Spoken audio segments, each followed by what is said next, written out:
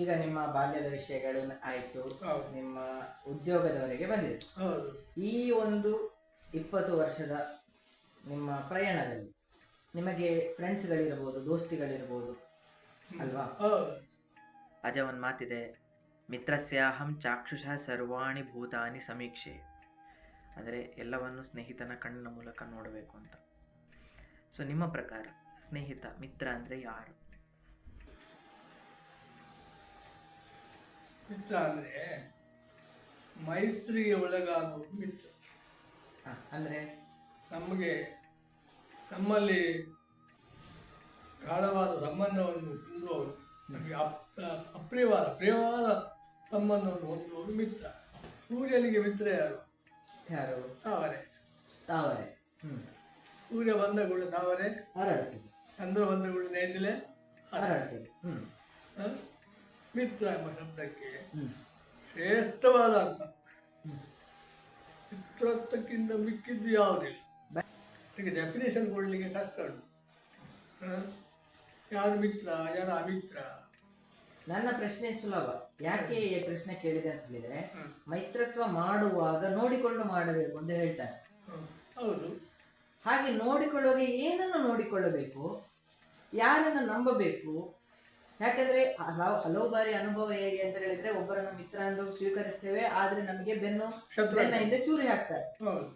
ಹಾಗಿರುವಾಗ ಒಬ್ಬನನ್ನು ನಾವು ಹಾಗೆ ಮಿತ್ರ ಮಾಡಿ ಅವ ನಮಗೆ ಹಾಗೆ ಮಾಡಿದಾಗ, ಇನ್ನೊಬ್ಬರನ್ನು ಮಿತ್ರನನ್ನಾಗಿ ಮಾಡಿಕೊಳ್ಳುವಾಗ ನಮಗೆ ಸಂಶಯಗಳು ಜಾಸ್ತಿ ಆಗ್ತದೆ. ಹೌದು. ಇದನ್ನು ಹೇಗೆ ಸರಿಪಡಿಸಿಕೊಳ್ಳುವುದು, ಅಥವಾ ಇದರ ಮೂಲ ಹೇಗೆ? ಮಿತ್ರನನ್ನು ಆಯ್ಕೆ ಮಾಡುವಾಗ ಬಹಳಷ್ಟು ಬುದ್ಧಿವಂತಿಕೆ ಖರ್ಚು ಮಾಡಬೇಕು. ಸಮಾನಶೀಲ ವ್ಯಸನೆ ಸಮಾನಶೀಲರಾದವರಿಗೆ ಮಿತ್ರತ್ವ. ಯಾಕೆಂದ್ರೆ ರಾಮ ಮತ್ತು ಸುಗ್ರೀವನಿಗೆ ಯಾಕೆ ಅಷ್ಟು ಮಿತ್ರರಾದರು? ಹಾಲು ಮತ್ತು ನೀರಿಗೆ ಮಿತ್ರ. ಅದು ಕಾಣಬಾರದು ಒಂದಾಗ ಅಕ್ಷರ. ರಾಮ ಮತ್ತು ಸುಗ್ರೀವ ಇಬ್ಬರು ಹೆಂಡತಿಯನ್ನು ಕಳ್ಕೊಂಡು. ಹಾಗಾಗಿ ಮಿತ್ರತ್ವ ಆಯ್ಕೆ ಉಂಟಲ್ಲ, ಇದು ಜಟಿಲವಾದ ಪ್ರಶ್ನೆ. ಮಿತ್ರನೋ ಹೌದೋ ಅಲ್ವೋ ಅಂತೇಳಿ ಟೆಸ್ಟ್ ಮಾಡಿ ಸ್ವೀಕರಿಸಲಿಕ್ಕೆ ಬಹಳ ಕಷ್ಟ. ಅಂದರೆ ಮಿತ್ರ ಅಂತ ಹೇಳಿದ್ರೆ ಮೈತ್ರಿಗೆ ಒಳಗಾದವು, ನಮ್ಮ ಮನಸ್ಸಿಗೆ ಇಳಿಸುವ. ಮಿತ್ರನಲ್ಲಿ ಯಾವುದೇ ಮುಚ್ಚುಮರೆ ಇರಬಾರ್ದು, ಓಪನ್ ಹಾರ್ಟ್ ಆಗಿತ್ತು. ಎಲ್ಲವನ್ನು, ಕಷ್ಟವನ್ನು ಸುಖವನ್ನು, ಕಷ್ಟಕ್ಕೆ ಬರುವವನೇ ಮಿತ್ರ. ನಾನು ಹೇಳ್ತೇನೆ ಆಪತ್ ಬಾಂಧವ, ಆಪತ್ತಿಗೆ ಯಾರು ಬರ್ತಾರೆ ಮಿತ್ರ. ಈಗ ಹೆಸರಿಗೆ ಮಾತ್ರ ಮಿತ್ರ ಅನ್ನೋರು ತುಂಬಾ ಜನ ಇದ್ದಾರೆ. ಹೆಸರಿಗೆ ಮಾತ್ರ ಯಾಕೆ ಮಿತ್ರರಾದದ್ದೆಲ್ಲ ಆಲೋಚನೆ ಮಾಡಿ. ಸಮಯ ಸಾಧಿಸಿದ್ದಾರೆ, ಅವರ ಕೆಲಸಕ್ಕಾಗಿ ಮಿತ್ರರಾಗ್ತಾರೆ. ಕೆಲಸ ಆದ ಮರುದಿನ ನಮ್ಮನ್ನು ಮರೆತು ಬಿಡ್ತಾರೆ, ಅವರನ್ನು ಮಿತ್ರ ಅಂತ ಕರೀಲಿಕ್ಕೆ ಸಾಧ್ಯ ಇಲ್ಲ. ಹಾಗಾದ್ರೆ ಮಿತ್ರ ಅಂತ ಹೇಳಲಿಕ್ಕೆ ನಮಗೆ ಹಾಗೆ ನಮ್ಮ ಮನಸ್ಸೇ ನಮಗೆ ಮಿತ್ರ. ದೊಡ್ಡ ಅರ್ಥದಲ್ಲಿ ಮನೆಯ ಮನುಷ್ಯಾಣ ಕಾರಣ ಬಂಧ ಮೋಕ್ಷ, ಬಂಧನಕ್ಕೂ ಮೋಕ್ಷಕ್ಕೂ ಹಾಗೆ. ಆದರೆ ಮಿತ್ರ ಅಂತ ಹೇಳಿದ್ರೆ ಈಗ ದುರ್ಯೋಧನಿಗೆ ಕರ್ಣ ಮಿತ್ರ. ಯಾಕಾಗಿ? ಪಾಂಡವರ ಮೇಲೆ ಅವನಿಗೆ ಒಂದು ರೀತಿಯ ದ್ವೇಷ ಇರೋದ್ರಿಂದ ಅವರನ್ನು ಎದುರಿಸಲಿಕ್ಕೆ ಇವನು ನಮ್ಮ ಕಡೆಯಲ್ಲಿ ಇರಬೇಕು ಅಂತ. ಆದರೆ ಅವನು ಸಮಯ ಸಾಧಕನಾಗಿ, ಆದರೆ ಅವರ ಆದರ್ಶ ಮಿತ್ರ ಆಗಿ, ಮಿತ್ರರು ಮಾತ್ರ ಆದರ್ಶ ಮಿತ್ರರು. ಆಮೇಲೆ ಜೀವಸಖ ಅಂತ ಹೇಳ್ತಾರೆ, ಜೀವಕ್ಕೆ ಜೀವ ಕೊಡುವವರು ಇಲ್ಲ. ಈ ಕಾಲದಲ್ಲಿ ನನ್ನ ಮಿತ್ರ ಸಿಕ್ಕರಿಗೆ. ನಿಮಗೆ ಆ ಥರ ಮಿತ್ರರು ಯಾರಾದರೂ ಇದ್ದಾರಾ? ನನಗೆ ಹಾಗೆ ಒಂದು ಮಿತ್ರ, ಅತಿಯಾಗಿ ಮಿತ್ರವನ್ನು ಮಾಡಿಕೊಳ್ಳುವುದು, ಅದನ್ನು ನನಗೆ ಅದು ಯಾವ ಅನುಭವ ಆಗಲಿಕ್ಕೆ ಅವಕಾಶವೇ ಸಿಗಲಿಲ್ಲ. ಎಲ್ಲರನ್ನು ನಾನು ಒಂದು ಹಂತದವರೆಗೆ ಮಾತ್ರ ಮಿತ್ರನನ್ನು ಶತ್ರುವನ್ನು ಅಧ್ಯಯನ ಮಾಡ್ತೇನೆ.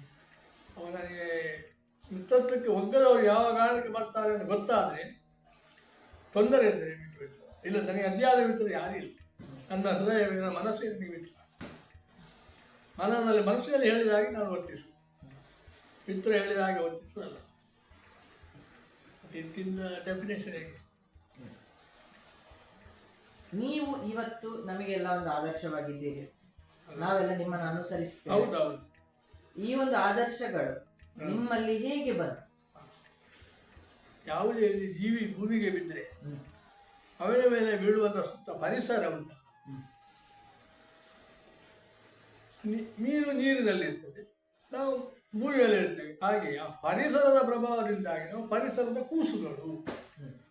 ನಮ್ಮದಂದ್ರೆ ಒಂದು ಬಡತನದಲ್ಲಿ ಬಂದದ್ರಿಂದ ನಮಗೆ ಬಡತನ ಅಂದರೆ ಬೇರೆಯವರು ಬಡತನ ನೋಡುವಾಗ ಬೇಜಾರಾಗ್ತದೆ, ಕಷ್ಟ. ಬಡತನ ಅಂದರೆ ನಮಗೆ ಹೇಗೆ ದುಡ್ಡು ಬಂದರೆ ಖರ್ಚು ಮಾಡಲಿಕ್ಕೆ ಮನಸ್ಸು ಬಂದಿಲ್ಲ. ಆಗ ಬಡವರಾಗಿದ್ದೇವಲ್ಲ, ದುಡ್ಡು ಈಗ ಬಂತು ಅಂತ ಹೇಳಿದ್ರೆ ಒಳ್ಳೆ, ಈಗ ಅಲ್ಲಿಂದಲ್ಲಿ ಇದ್ದೇವೆ ಅಂತ ನಾವು ತೃಪ್ತಿಪಟ್ಟುಕೊಂಡು ನಾನು ಅದನ್ನು ದುರುಪಯೋಗ ಮಾಡಿದಾಗ ಆಗ್ತದೆ. ಅಂದರೆ ನಾವು ಬಡತನ ಬಂದ ಕೂಡ ನಾವು ದುಡ್ಡು ಉಂಟು ಅಂತೇಳಿ ಖರ್ಚು ಮಾಡುವ ಸ್ಥಿತಿಗೆ ಹೋಗುವುದಿಲ್ಲ.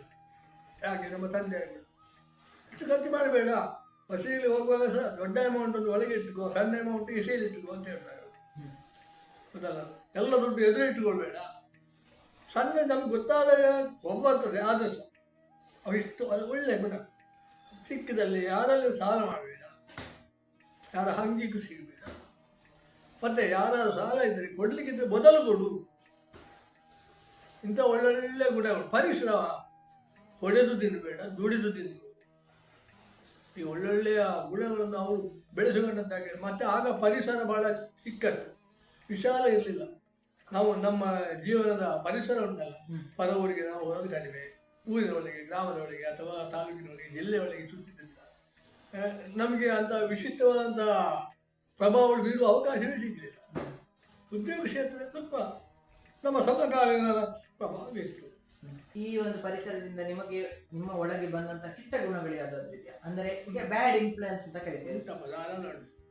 ನಾವು ಯಾವಾಗಲೂ ಹಂಸಶೀಲನೆ ಆದವರು. ಯಾಕೆ ಕೇಳ್ತಿದ್ದೇನೆ ಅಂತ ಹೇಳಿದ್ರೆ, ಈಗ ನೀವು ಈಗ ಹೇಳಿದನ್ನ ನಮ್ಮ ಜೀವನದಲ್ಲಿ ನಾವು ಅದನ್ನು ಮಾಡ್ತಿದ್ದೇವಾ ಅಂತ ನಾವು ಅವಲೋಕಿಸಿ ಅದು ಒಳ್ಳೇದಲ್ಲ ಅಂತ ಅರ್ಥ ಮಾಡಿಕೊಂಡು ಬಿಡುವಂತಹ ಒಂದು ಆಲೋಚನೆ.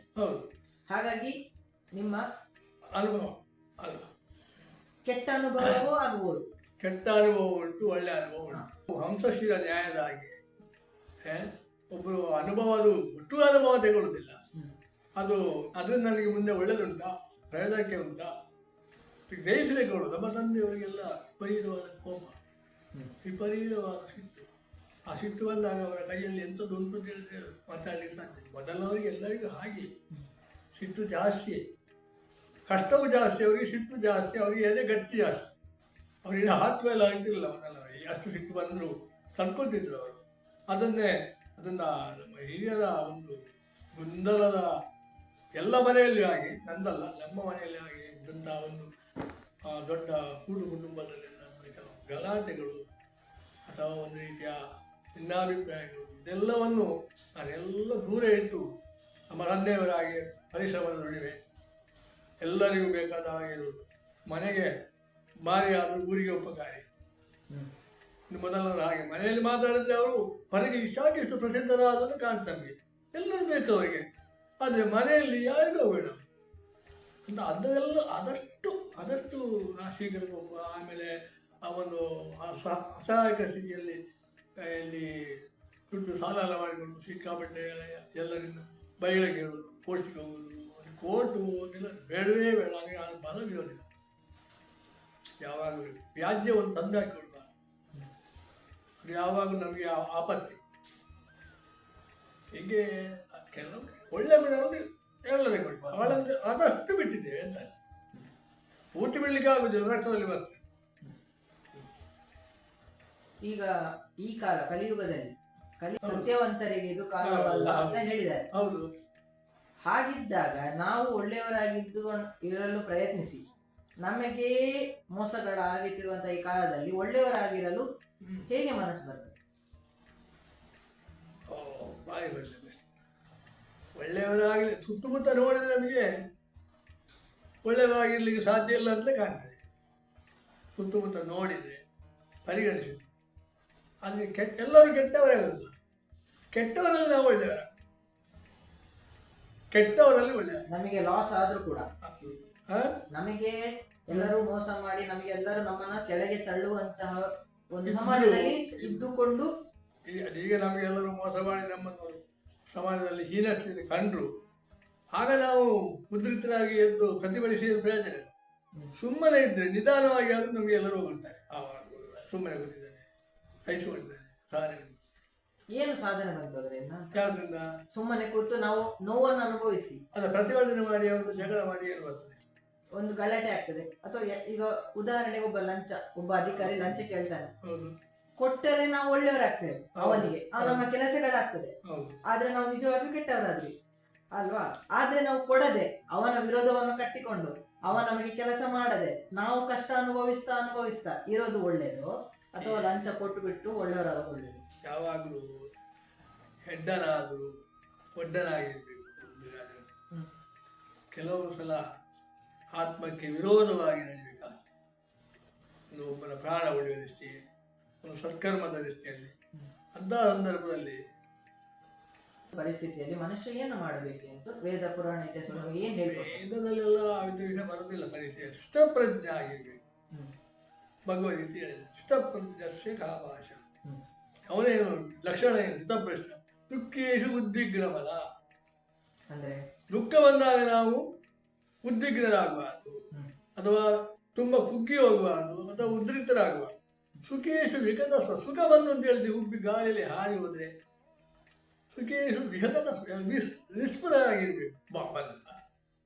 ಬಂದ ಏಳನೇ ಮೋಡದಲ್ಲಿ ಕೂತ್ಕೋಬಾರದು ಅಂತ. ಹೌದು. ವೀತರಾಗ ಬಯಕುವುದ. ಇದೆಲ್ಲವನ್ನು, ಲಾಭವನ್ನು, ನಷ್ಟವನ್ನು, ಜಯವನ್ನು, ಅಪಜಯವನ್ನು ಎಲ್ಲವನ್ನು ಸಮಾನವಾಗಿ ನೋಡಬೇಕು ಅಂತ ಆದರ್ಶ ಭಗವದ್ಗೀತೆಯಲ್ಲಿ ಹೇಳಿದೆ. ವೀತರಾಗ ಭಯಕ್ರೋಧ ಇರುವುದೇ ನಾಲ್ಕೇದು. ರಾಗ ಕ್ರೋಧಾದಿಗಳನ್ನು ನಾವು ಜಯಿಸದಿದ್ರು ನಮ್ಮ ಆಧೀನದಲ್ಲಿಟ್ಕೊಳ್ಬೇಕು. ಯಾಕೆಂತ ಹೇಳಿದ್ರೆ ಶ್ರೀರಾಮನಿಗೆ ಪಟ್ಟಾಭಿಷೇಕ ಆಗುವ ಸಮಯದಲ್ಲಿ ಒಮ್ಮಿನ್ನೊಮ್ಮೆ ಅಯೋಧ್ಯೆಯಲ್ಲಿ ಇಡೀ ಗೌಜಿ ಗದ್ದಲ ಆಗ್ತಾ ಇತ್ತು. ಎಲ್ಲರೂ ಬಾರಿ ಕುಣಿತಾ ಇದ್ರು ಖುಷಿಯಲ್ಲಿ. ಯಾರು? ದಾಸಿಯರು ಎಲ್ಲರು. ಶ್ರೀರಾಮನಲ್ಲಿ ಒಬ್ರು ಕೇಳಿದಂತೆ ಬಂದು, ನೀನು ಯಾಕೆ ಮಾರೆ, ನೀನು ನಾಳೆ ಪಟ್ಟಾಭಿಷೇಕ ನೀನು ಯಾಕೆ ಕುಣಿತೀರಿ? ಏನು ಖುಷಿ ಇಲ್ಲ ಮಾರೆ, ನಿನಗೆ ಗಮ್ಮತ್ತು ಮಾಡಬೇಕು. ಅವ ಹೇಳಿದಂತೆ, ಇಲ್ಲ ಅದು ದೊಡ್ಡ ವಿಷಯ ಆಗ್ತದೆ, ಏನು ಮಾಡಿ. ಹಾಗೆ ಮರು ದಿವಸ ಗಲಾಟೆ ಆಗಿ ಮಂತನೆ ಪ್ರತಾಪದಿಂದ ಕಾಡಿಗೆ ಹೋಗುವಾಗ ಎಲ್ಲರೂ ಕೂಗಲಿಕ್ಕೆ ಶುರು ಮಾಡಿ, ಶ್ರೀರಾಮನ ಕೂಗಲೇ ಇಲ್ಲ. ಆಗ ಅದಕ್ಕೆ ಹೇಳೋದು ಕೇಸು ಉದ್ದಿಗ್ನಮನ ಸುಖೇಶು ವಿಗತ. ಸ್ಥಿತತೆ ಮುನಿರುತ್ತದೆ. ಅವನೇ ಸ್ಥಿತಪ್ರಜ್ಞ. ಮನುಷ್ಯ ಹಾಗೆ ಇರಬೇಕು. ಕಷ್ಟ ಬಂದು ಒಮ್ಮೆ ಹಾಗೆ ಪ್ರಯೋಜನ ಇಲ್ಲ, ಅಥವಾ ಸುಖ ಬಂದಂತ ಹಿಗ್ಗಿ ಪ್ರಯೋಜನ ಇಲ್ಲ. ಲಂಚ ಕೊಡಬೇಕಂತ ಅಂದರೆ ಅನಿವಾರ್ಯ ಆದರೆ ಲಂಚ ಅಂತಲ್ಲ, ಬೇರೆ ಹೆಸರು ಹೇಳ್ಕೊಡುದು, ದಕ್ಷಿಣ ಅಂತ ಹೇಳ್ಕೊಡುದು. ಹಾಗಲ್ಲ, ಕೊಡಲೇಬೇಕಲ್ಲ, ಕಳೆದ ಕೆಲಸ ಆಗೋದಿಲ್ಲಲ್ಲ. ಒಂದು ನಮ್ಮ ಪ್ರಾಣ ಹೋಗ್ಲಿಕ್ಕೆ ಸಾಧ್ಯ ಉಂಟು ಲಂಚ ಕೊಡೋದಿಲ್ಲ ಅಂತ ಹೇಳಿದ್ರೆ. ನಮಗೆ ನಷ್ಟ ಆಗಲಿಕ್ಕೆ, ಕಷ್ಟ ಬರಲಿಕ್ಕೆ ಸಾಧ್ಯ ಉಂಟು, ಗಡಿಪಾರು ಮಾಡಲಿಕ್ಕೆ ಏನೇನೆಲ್ಲ ಆಗ್ಬೋದು. ಹಾಗೇನು ಮಾಡಬೇಕು? ಕಣ್ಣು ಮುಚ್ಚಿ. ಅದಕ್ಕೆ ಹೆಸರು ಬೇರೆ ಇಟ್ಟೆ, ಅದು ಅನಿವಾರ್ಯವೇ. ಪ್ರತಿಫಲ ಕೊಡದೆ ಬಯಸುವುದಿಲ್ಲ ಕೆಲವರು.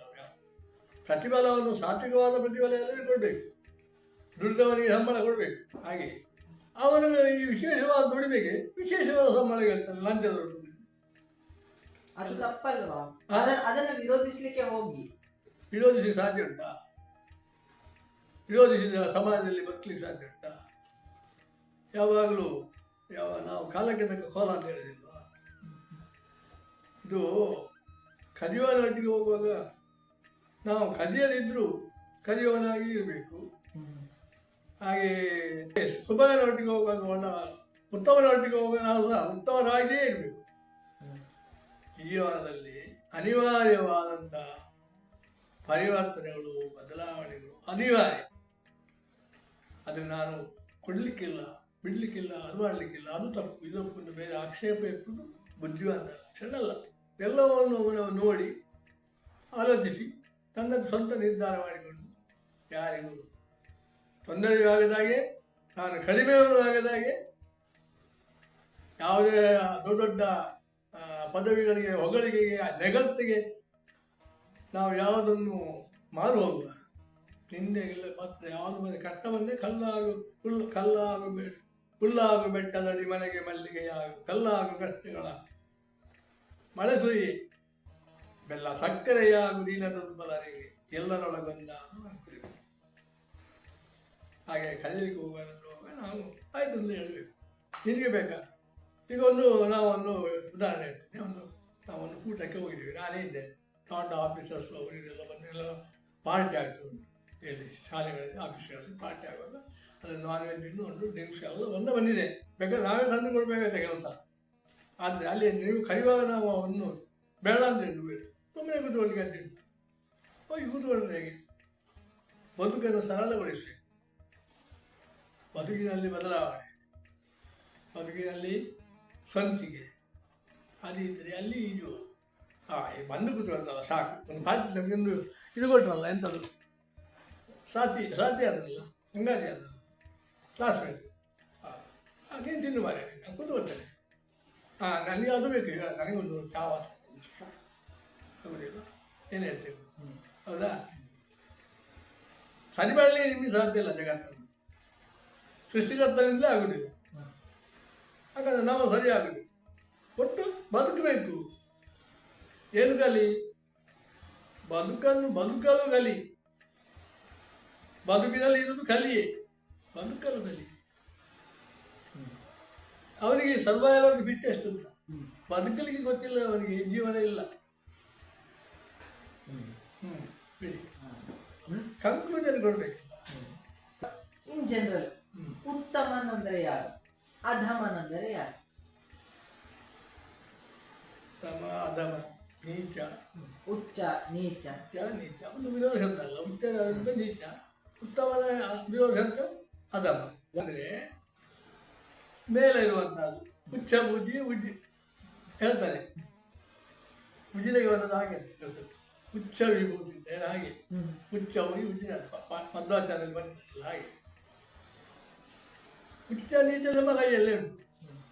ಈಗ ಒಬ್ಬ ವ್ಯಕ್ತಿಯನ್ನು ಉತ್ತಮನೋ ಅಧಮನೋ, ನನಗೆ ನೀವು ಉತ್ತಮ ಇರ್ಬೋದು, ಇನ್ನೊಬ್ಬರಿಗೆ ಅಧಮ.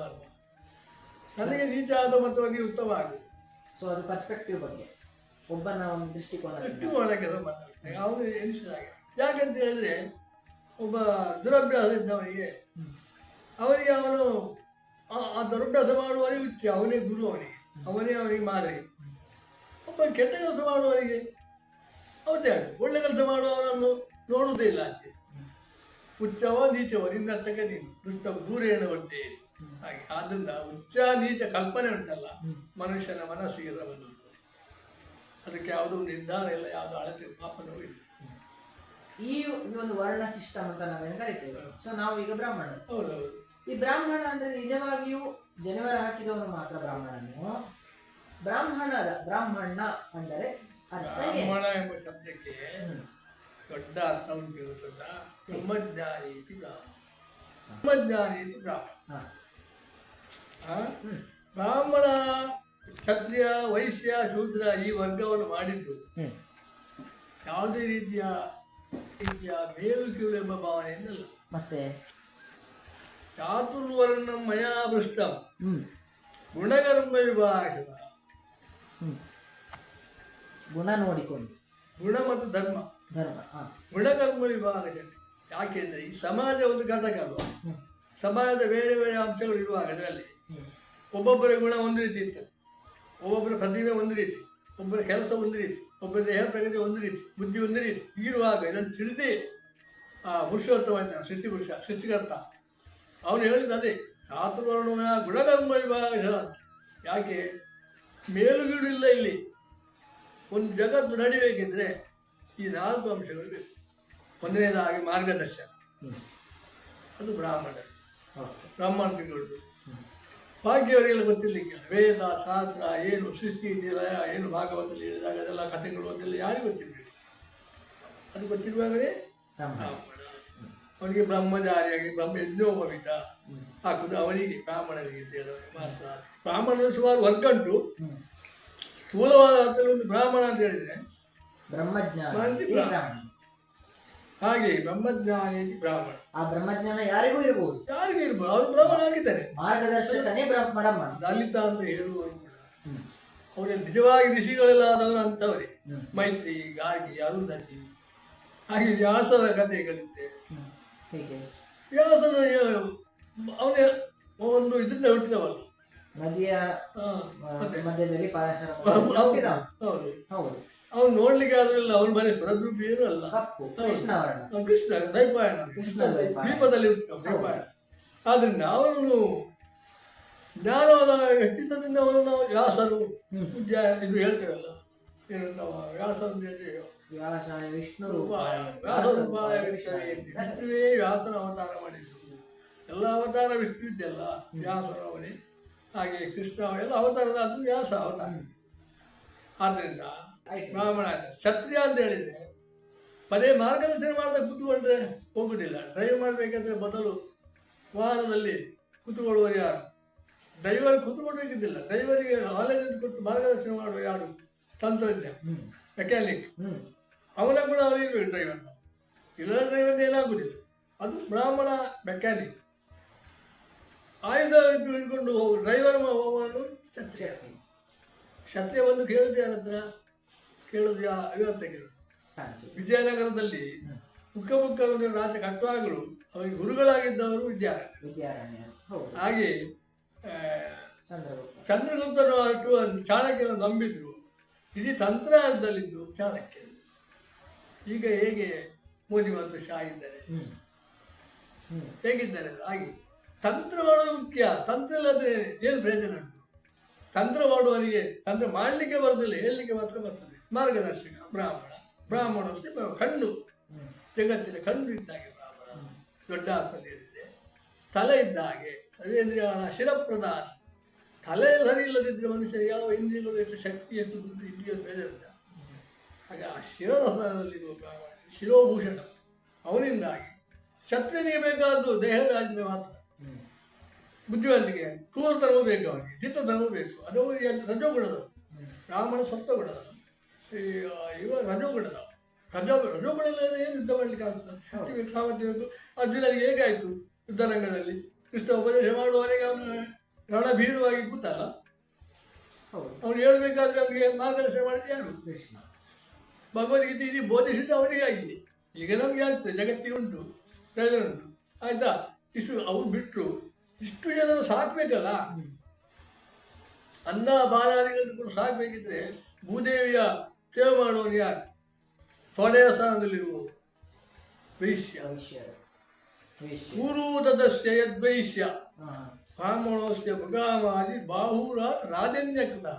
ಪೂರ್ವದಸ್ಯ ಯದ್ವೈಶ್ಯ ಶೂದ್ರೋ ಪದ್ಮ್ಯಾಂ ಶೂದ್ರೋ ಜಾಯತ. ಹಾಗಾದ್ರೆ ಕಾಲು ಶೂದ್ರ. ಶೂದ್ರ ಅಂದ್ರೆ ಶುದ್ಧ ಅಂತ ಅರ್ಥ. ಶುದ್ಧ ಯಾವುದಾದ್ರು ಮನಸ್ಸು ಶುದ್ಧ, ಕಾಲು ಶುದ್ಧ. ಕಾಲು ತೊಳಿದು ಯಾವುದನ್ನು ನಾವು ತಿರುಗಿ ಬಂದರೆ ದೇವರ ಕಾಲಾಗಿ ಮುಟ್ಟಿ ನಮಸ್ಕಾರ ಮಾಡೋದು ಕಾಲನ್ನು. ಅಂದರೆ ಕಾಲಲ್ಲಿ ಚಲನೆಗೆ ದೇಹದ ಆಧಾರ ಹೊರುವುದು ಯಾರು? ಈ ದೇಹವನ್ನು ಹೊತ್ತುಕೊಂಡು ನಡೆಯುವ ಎರಡು ಕಾಲುಗಳು, ಪಾದಗಳು, ಕಾಲುಗಳು. ಅದು ಯಾವ್ದ ಮೇಲೆ ಯಾವುದಕ್ಕೆ? ಅದಕ್ಕೆ ಕೃಷ್ಣ ಹೇಳಿದ ಅಂತ ಹೇಳಿದೆ. ಅವರವರು ಮಾಡುವ ಅವರವರ ದೇಹ ಪ್ರಕೃತಿ, ಅವರವರ ಸ್ವಭಾವಕ್ಕೆ ನಾನು ಸ್ಥೂಲವಾಗಿ ಎಲ್ಲರನ್ನು ಒಟ್ಟು ಸೇರಿಸಿ ನನ್ನ ಒಂದು ಲೆವೆಲ್ ಪ್ರಕಾರ ಹೀಗೆ ನಾಮಕರ್ಕ ಮಾಡಿದ್ದೇನೆ. ಇದು ಮೇಲು ಗೀಳು ಅಂತ ಹೇಳಿ ಹೊಡೆದಾಡಿಕೊಳ್ಳಿಕ್ಕೆ ಮಾಡಿದ್ದಾರೆ. ತಿಳ್ಕೊಂಡ್ರೆ ಆಯ್ತು. ಶೂದ್ರ ಅಂತ ಹೇಳುವ ನಾವು ಹಿಂದಿಸದ ಲೆಕ್ಕಿಲ್ಲ. ಶೂದ್ರನ ಕರ್ತವ್ಯ ಶುದ್ಧ ಮಾಡಲಿ, ಅವನಿಗೆ ಗೌರವ. ಶೂದ್ರ ಯಜ್ಞ ಮಾಡಬಾರ್ದು ಅವನಿಗೆ ಹಕ್ಕಿಲ್ಲ ಅಂತ ಅರ್ಥ ಅಲ್ಲ, ಅವನಿಗೆ ಆಗುದಿಲ್ಲ. ನಾವು ಯುದ್ಧಕ್ಕೆ ಹೋಗ್ಲಿಕ್ಕೆ ಉಂಟ ಬ್ರಾಹ್ಮಣ ಇಲ್ಲ. ಹಾಗೆ ಹೋದ್ರು ಗೆಲ್ಲುವುದಿಲ್ಲ ನಾವು. ದ್ರೋಣಾಚಾರ್ಯ ಹೋಗಿದ್ದಾರೆ ಆಯ್ತು ಅದಕ್ಕೆ. ಮುಂದುವರಿಸಿ. ಸೃಷ್ಟಿಯ ಬಗ್ಗೆ ಮಾತಾಡ್ಬೋದು. ಈಗ ಇಂಗ್ಲಿಷ್ನ ಪ್ರಕಾರ, ವೆಸ್ಟರ್ನ್ ಸಿಸ್ಟಮ್ ಪ್ರಕಾರ ಬಿಗ್ ಬ್ಯಾಂಗ್ ಥಿಯರಿ ಅಂತ ಸ್ಟಾರ್ಟ್ ಮಾಡ್ತಾರೆ. ಯೂನಿವರ್ಸ್ ಹುಟ್ಟಿದ್ದು ಒಂದು ದೊಡ್ಡ ಒಂದು ವಿಸ್ಫೋಟ ಆಯಿತು, ಅಲ್ಲಿಂದ ಎಲ್ಲ ಗ್ರಹಗಳು ಬಂತು ಅಂತ ಹೇಳ್ತಾರೆ. ಆದರೆ ನಮ್ಮ ಜ್ಯೋತಿಷ್ಯ, ನಮ್ಮ ಪುರಾಣಗಳು ಅದಕ್ಕಿಂತ ಎಷ್ಟೋ ಹಿಂದೆ ಕಥೆಯನ್ನು ಎಲ್ಲಿಂದ ಆದಿಮಾಯಿಂದ ಸ್ಟಾರ್ಟ್ ಮಾಡ್ತಾರೆ. ಏನು ಮಧುಕೈಟದಿಂದ ಮೇದಿನಿ ನಿರ್ಮಾಣ ಇದೆಲ್ಲ ಹೇಳ್ತಾರೆ. ಈ ಸೃಷ್ಟಿ ಅನ್ನು ಹೇಗೆ ಅರ್ಥ ಮಾಡಿಕೊಳ್ಳುವುದು? ಅಂದ್ರೆ ಈಗ ನಮ್ಮ ಭೂಮಿ, ಈಗ ನಾವು ಪೀಠ ಪೂಜೆ ಮಾಡುವಾಗ ಆಧಾರ ಶಕ್ತಿ ಮೂಲ ಕೂರ್ಮ ಅನಂತ ಎಲ್ಲ ಹೇಳ್ತೇವೆ. ಇದೆಲ್ಲ ಎಲ್ಲಿ ಉಂಟು? ಈಗ ನಾವು ಈಗ ಒಂದು ಬಾಹ್ಯಾಕಾಶವನ್ನು ಚಿತ್ರಿಸುವಾಗ ತಲೆಯಲ್ಲಿ ಭೂಮಿ ಬರ್ತದೆ, ಆದ್ರೆ ನಮಗೆ ಆ ಸರ್ಪ ಅಥವಾ ಕೂರ್ಮ ಅದು ಯಾವುದು ಕಾಣುವುದಿಲ್ಲ. ಅದನ್ನು ಹೇಗೆ ಕಲ್ಪನೆ ಮಾಡ್ಬೇಕು? ಅದು ನಿಜವೇ? ಹೇಗೆ? ಸೃಷ್ಟಿ ರಹಸ್ಯ. ಸೃಷ್ಟಿಯನ್ನು ಅದು ಆ ಸೃಷ್ಟಿಯ ಕಥೆಯನ್ನು ಹೇಳುವವರು ಬುದ್ಧಿವಂತ ದೇವರು. ಯಾರ್ಯಾರಿಗೆ ಸೃಷ್ಟಿಯ ರಹಸ್ಯವನ್ನು ಹೇಗೆ ಹೇಳಬೇಕು? ಸಣ್ಣ ಮಗುವಿಗೆ ಒಂದು ಪಟವನ್ನು ತೋರಿಸಿ ಇದು ದೇವರು ಅಂತ ಹೇಳಿದರೆ ಕೈ ಮುಗಿತಾರೆ. ನಿಜವಾದ ದೇವರಾದ ಕಥೆ ಗೊತ್ತು.